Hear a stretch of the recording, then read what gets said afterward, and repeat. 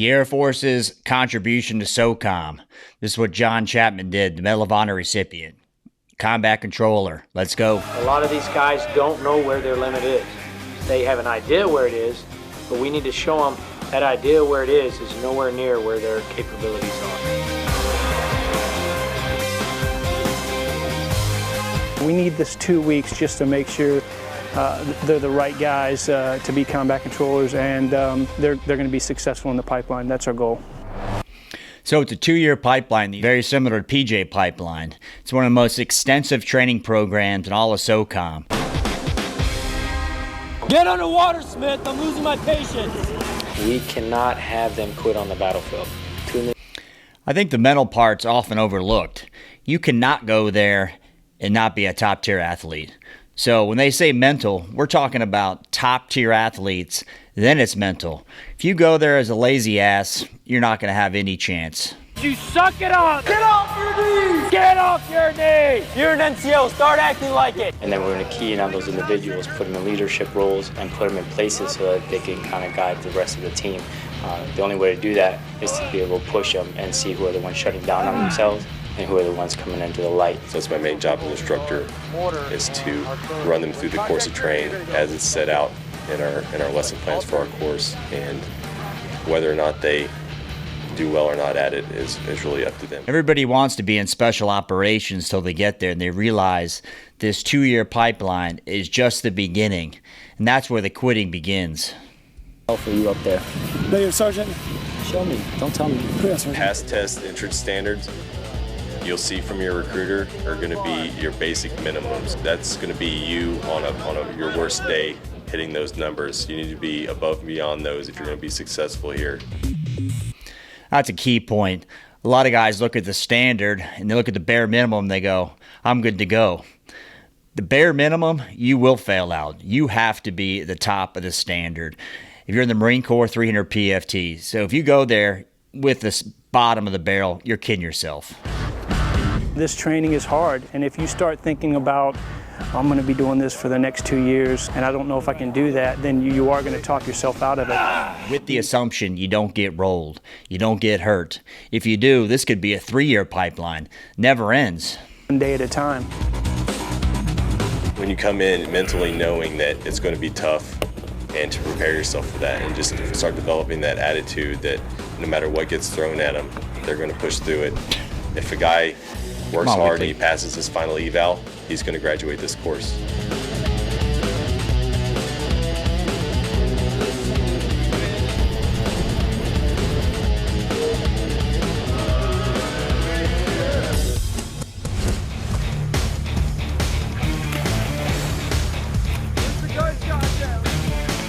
Ever since I was a little kid, I've always loved working out, and the military pretty much pays you to get in top physical condition. I mean, combat control, you're the best of the best as far as physical conditioning goes. They're very selective in who they let you get through. My motivation's there for that guy next to me. He's up there, he's sweating and hurting just like me. What he just said there is very important. He's there for his buddies. You don't care about the politics. You don't care about the social discord. You care about getting back and protecting your buddies. What we do here is they are taught the basics of special operations. When they come to us, they've got just the most basic of skills. They've been to basic training, they've got airborne, they've got survival, they've been to air traffic control school. But when they get to us, this is the school where they learn the foundation of what they're going to do, how they're going to operate. So at this point, they're probably into the pipeline about a year and a half. So they've got a significant amount of special operations training already done. Teach them demolitions, tactics, land navigation, and assault zones. Every day is important. Every block is important, and every single piece of information they get is extremely important. They're always trying to keep us on our toes. They don't want us to anticipate anything. They don't want us to get stuck in a rut or stuck in a routine. No matter how hard it is or easy the task, they give you something to do and you have to make it happen with fans or butts.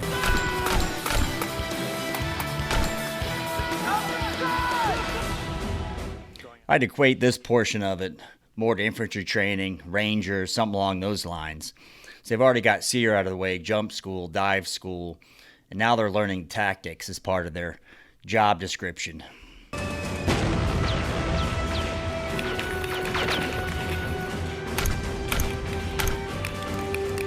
These guys are committed. They've already been through a lot of schools to get there. Unless they get hurt, I don't suspect they're getting rolled. What do you guys think? Put that in the comments. Miserable, tired, hungry. It doesn't matter because the mission comes first.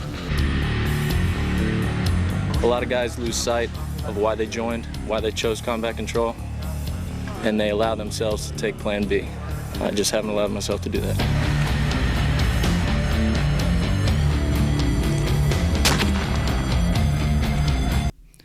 Plan B could be filling up a jet. So your goal is to be a combat controller. Next thing you know, you could be painting a tarmac.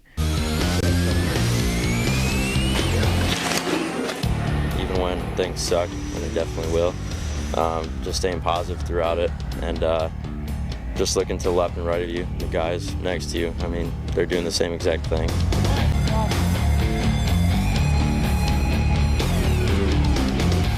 It's just cool to see like everything that we've been training for the past year and a half is finally getting like put into motion, and we're actually being able to apply the skills that we've learned practically. I can't think of a longer pipeline. You guys tell me if you can think of one.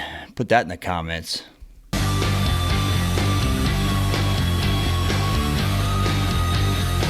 When it all comes together, you can do the full mission profile, then you actually get the picture that you want. Up until this point, up until CCS, we've been learning skill sets that a combat controller has. Actually learning how to set up an assault zone and actually doing it is super exciting. I mean, we're actually getting into what combat control does, the bread and butter of combat control. Charlie Romeo, Mike Yankee, radio check. Loud and clear, how me? We're looking for somebody who can think critically, process a problem, and then make a good decision based off of that. A combat controller is generally sent out as a one-man attachment to a special operations team. The role of a combat controller is to be the air-to-ground liaison. You could be helping blow up IEDs. You could be manning artillery pieces the next day, or a high-altitude, high-opening jump trip. We're not just a weapon specialist or just a comms specialist or just a demo specialist. We're all of those things combined. That job seems like one of the more stressful in SOCOM. Not only do you have to call in good fire missions and artillery, you're attached to any special operations unit, and you have to be able to fight like they fight. So these guys, well trained because they have to be. Many qualifications that we have that you are constantly in a state of training. The most challenging part for me was stress inoculation week.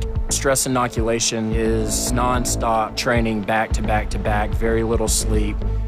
My advice to recruits coming in, prepare yourself physically. If you're not prepared physically, you're not even going to graduate the first school to go to the second. The combat... Like I said before, if you don't go in tip-top shape, you're done.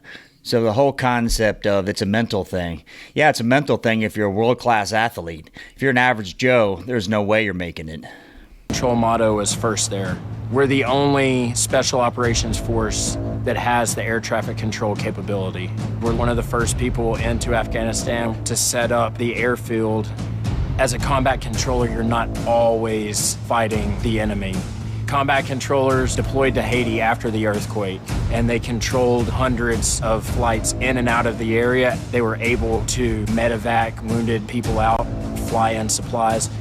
So we have the qualification to fly or jump into an island to start working humanitarian aid. These guys are tier 1 operators who are outstanding at logistics. That's how I'm going to define them. That's something that I love about this career field. When they put that red beret on their head at the end of 61 days of training, that's a culmination not only of their 61 days here and their time here, but of the past year that they've sacrificed and put themselves through rigorous tests day after day to finally put that beret on their head. If you're new to the channel, thanks for stopping by. Take a look at our Discord server.